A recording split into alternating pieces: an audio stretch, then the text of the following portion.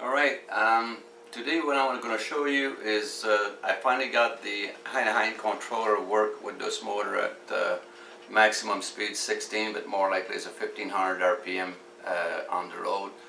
So what I'm going to show you is the place of the sensor, how the sensor are connected. It's very important on that stator, because for the longest time that controller was not working for me, and I couldn't figure out what was wrong with it, and today I still can't figure out why it's working.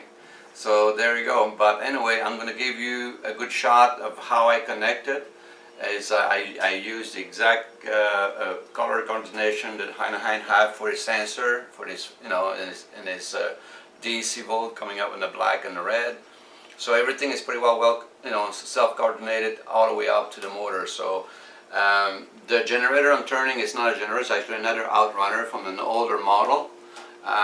It's not like the same one I've been using in Australia. On Australia is an in runner, not an outrunner. The magnet, the inside, spinning inside, will give you way more power and way more wattage than the stator right now we're going to be spinning. But I'm just going to show you some numbers, what I'm getting out of it, and the load I can, because this thing can use is an electromagnetic brake, and I want to show you how much torque the other motor have, how it doesn't feel the torque on the shaft whatsoever. The thing is super powerful. So here we go. You're plugged into. Yeah, and I'm just plugging I just plugged the controller into the wall. So that's just to bring me some power here. But right now we're doing a torque. It's not a loop, nothing. I want to show you how this whole thing runs. Obviously you get a switch on off on the controller, right?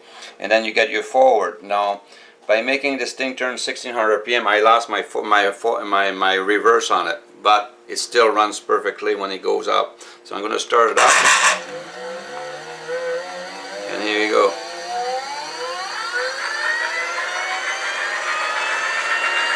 Now I will give you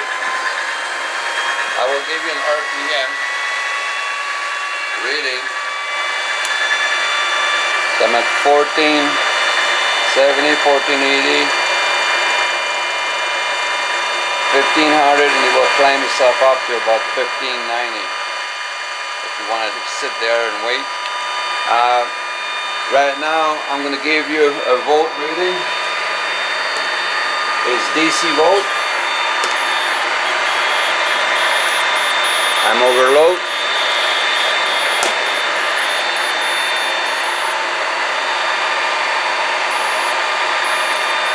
See, my DC volt reading is 1000 volt, and I'm over 1000 volt right now.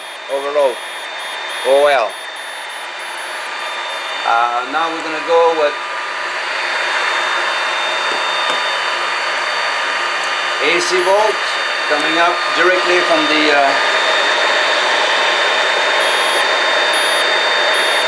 I got 500 volt per legs, so I got 3 phase coming out of it.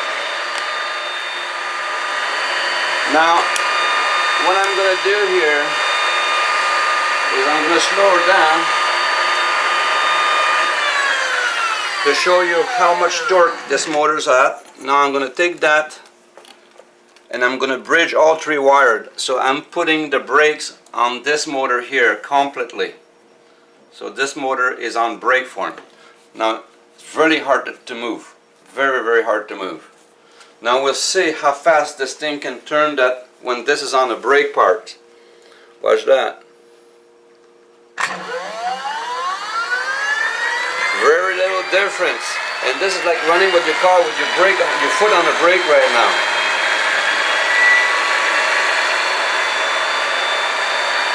That's how much torque this motor have.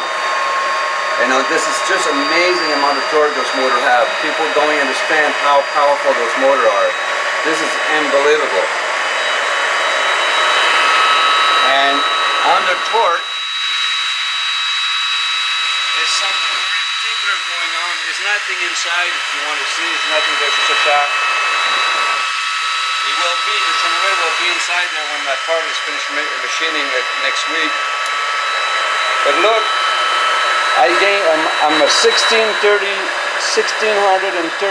RPM when I'm putting torque on the shaft to and the brakes. On the other end, I'm getting more RPM out of it when it's on the torque. So any electric motor who does that, I like people come and show me those electric motors. When you put torque on it, they get more RPM. Because that's to feed everything else. You know, it makes no sense. When you put torque, you demand horsepower, it doesn't increase in RPM. It doesn't. It goes down from there. So, I mean, at that point in time,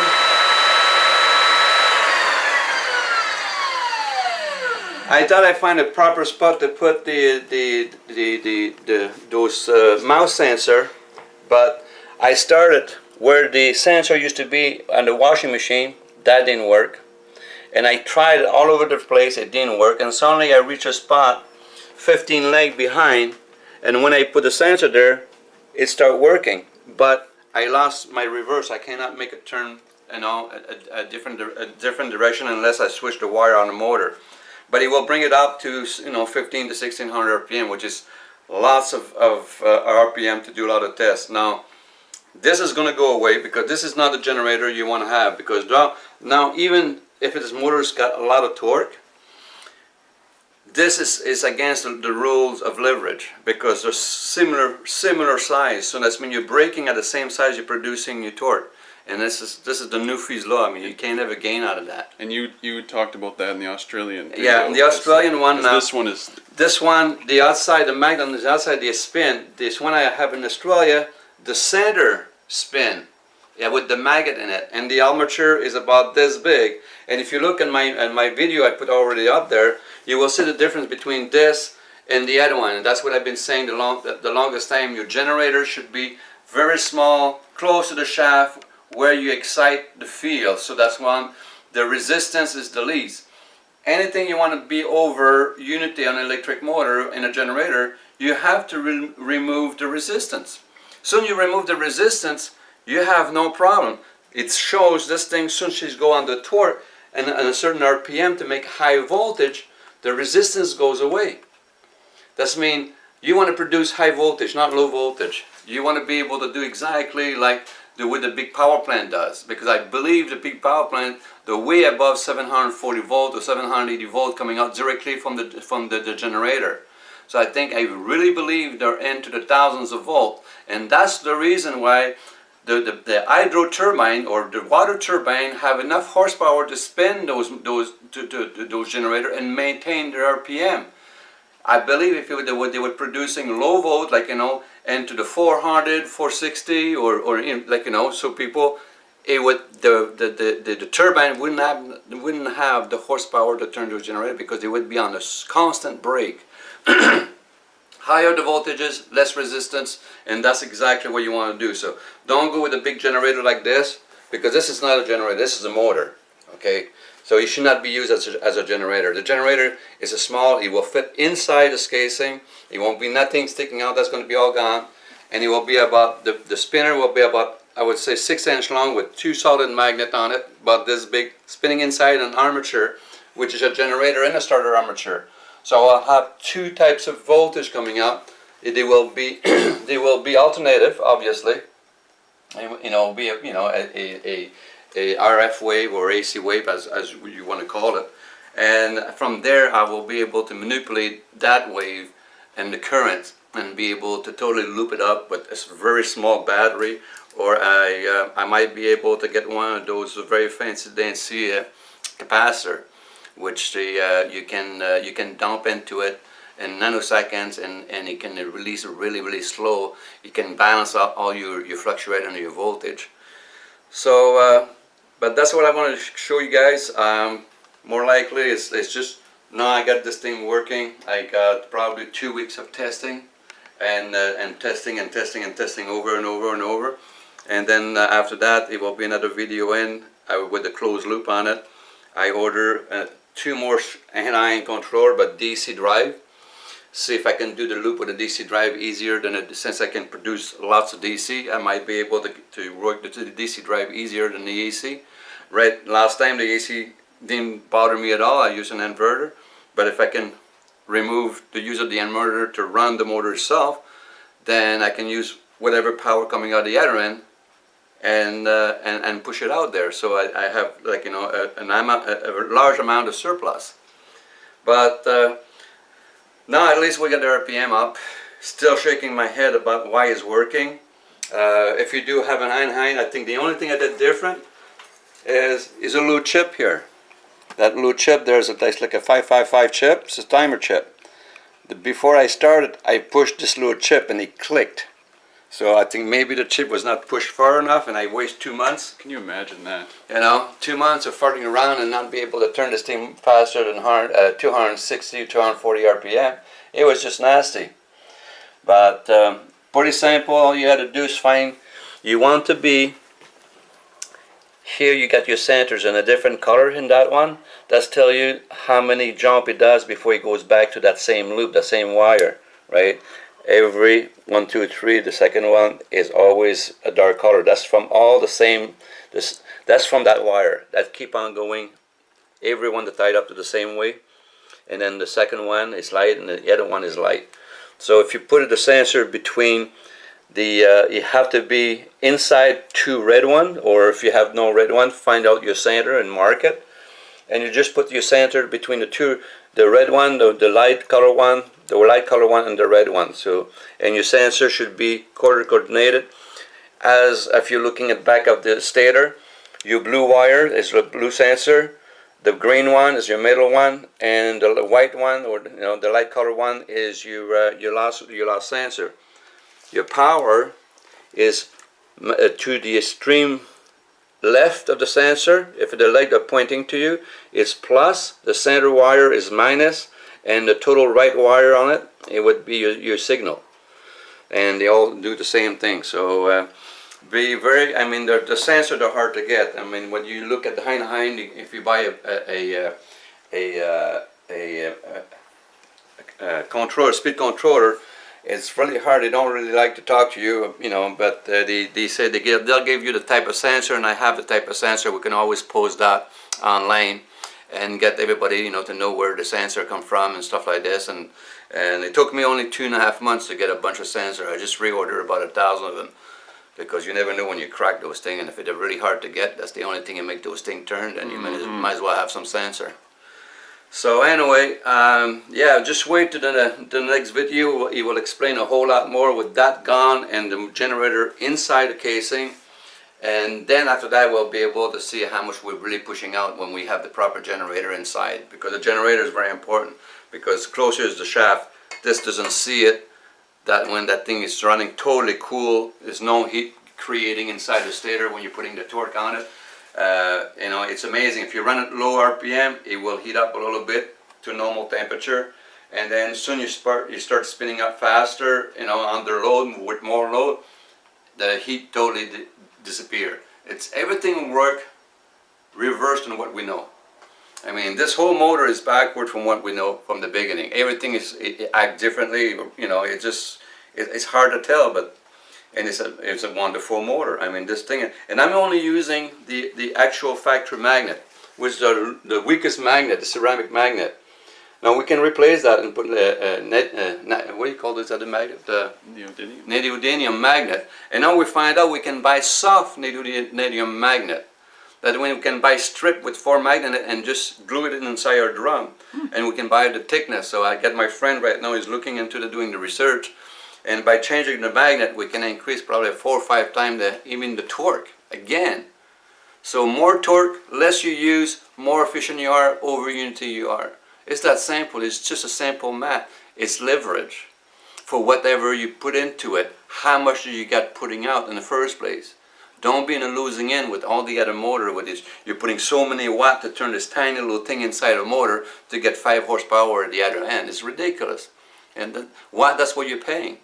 You know, it's totally in the wrong direction. Voltage is the direction. This one here is only giving me so much volt, and I should get at least 300 volt out of those things. But I'll do it with whatever volt I can get from a piece of equipment right off the shelf, so we don't have to take 2 or 3 years to redesign a new controller. And other people can get it as well. Exactly, so people can jump on it, they can get it right off the shelf. So what I'm doing right now, I'm working with what I have, what I can find on the shelf, and then believe me, for those type of motor, slim to none in the shelf. From China to South Korea, where you build the controller for all the wash machine, they don't want to talk to you. Soon you show them the motor you're working on, that's it. Conversation is over. Now what about people that are talking about the measuring and stuff like that, power measuring? Well, the measuring will be done when it's totally finished. Then everybody can sit down and say, okay, that thing's putting out 25 amp out. It's taking in 3 or 4 amp in.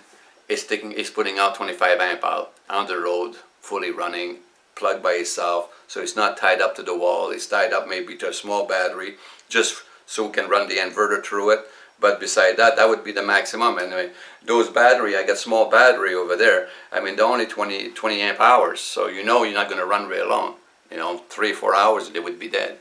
So, I mean, like, and then plug it in and load it up, plug it, and let it run for a week or 2. That's the only way you're going to find out. Yeah, you have full plans of doing all that. Oh, yeah, I mean, like, but I can't put every time people ask, it's like putting the wagon in the front of the horse, right? I mean, like, let's start from first. We could not get this thing to spin. No one could get this thing to spin. I have so many people and asking so many questions. No one answered anything. I just kind of play with it and get it running. And now I don't know why it's running. Literally, I don't have an answer to that. Gremlin, maybe the chip was not push enough. Maybe I should have did that with from the factory. I don't know, right? All I know, I could not get more than 240 RPM out of it. Nice and smooth and tons of power. Could not stop this thing. But there's only 240 revolution a minute. But now with 1500, this is a different ball game now. Now I'm actually into a working RPM. Now I can actually make this thing turn and get some oscillation going. Yeah, that's another thing you want people to know as well. You're sharing as they come. You're not trying to absolutely show a revolutionary thing immediately. No, I mean, like, it's in a development, and everybody, think, I got the magic pill or the magic bullet, right? Here we go, it's done. Well, yeah, it is done at that point in time. You just need to be ironed out. I mean, like, this I know it's not the way to go, and I've been saying that from the beginning. Do not make power with an apparatus is the same size of your motor, because you're defeating the natural law of leverage. And if you don't use the law of leverage, if you don't know what the word leverage is, please look it up in the dictionary. It's an old word. It's old. That's the first thing human people use to move stuff is leverage. It's a calculation. That's what exactly the explanation of physics. The explanation of physics is very simple. You explain how to move energy and how energy is moved and what it takes to move it. That's what physics is. That's what leverage is. It's just a raw stage of, explaining physics. This rock is bigger than this rock, so therefore on the leverage, it will lift a small rock. Or the small rock can run the big one, because if you change the leverage into it, the little rock will lift the big rock also. That's called leverage. And if that's not physics, I don't know what physics is. And why not apply it to frequency and motors? You can apply it to, exactly, you can apply it to everything, everything you come across. I mean, like, a lot of stuff has been removed in our school. Matter of fact, 99% of the stuff has been removed of our school. I mean, now they don't even have to write or read. Wow, that's a shocker. Write or read. Never mind counting. They stopped. They started learning how to counting probably 25 years ago. I mean, you want to scare a girl behind a counter? Drop a handful of change on the counter. She's ready to panic and run out of the store. They don't know how to count. I mean, I'm not making it. I mean, just go in the store and do the same practical joke. Just drop a handful of coin on the counter and you'll see the girl just panic behind the counter. I mean, that's what we have. I mean, like in the education, they don't want people educated. They want zombies. The guy would jump in his car at 5 o'clock in the morning and drive, for an hour and a half to go to work. That's called a zombies. You come back at 4 o'clock, sit in the front TV, eat pizza, drink a beer. This is our society, right? It's all about serving the man, serving the big man. Like, go to work, and pay your dues so the big man can have lots of money and you don't, you struggle every day. So, let's sit tight and let's see how far can I get this thing. And I mean, now we halfway there, because we do have, we're turning it. And now it's just a question of putting some time into it and a little money, and I'll have another video. So catch you next time, guys.